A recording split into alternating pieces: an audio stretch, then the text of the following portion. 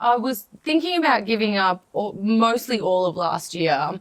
And every time I bought a pouch, I would say, this is the last pouch I'm going to buy. And then you would finish it and you'd think, I don't want to be stressed out. So I'll just buy this one more pouch and that'll be my last one. And I've said that to myself a lot of times. I started smoking when I was 16 and I did that because I moved schools mid-year. I didn't really have any friends and big groups kind of stressed me out a bit.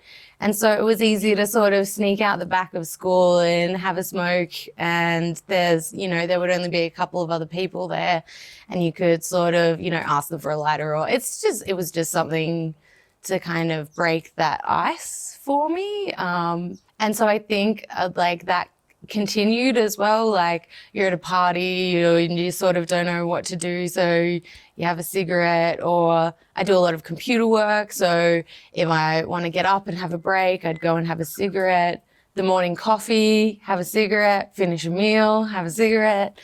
So yeah, those are all of my triggers. I think all the usual things.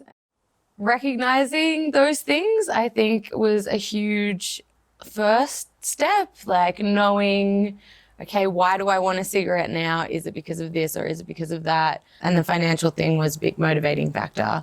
Exercise has been a huge thing for me.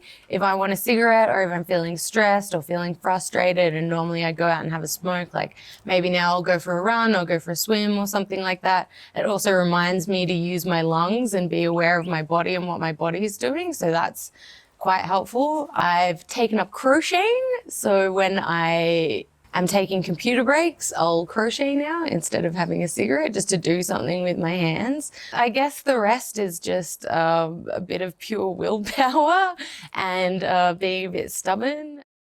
I mean, once I quit because my partner at the time didn't like me smoking and I wanted to quit for them. And so I quit for a year and a half and then we separated and I decided I could do what I want. So I started smoking again.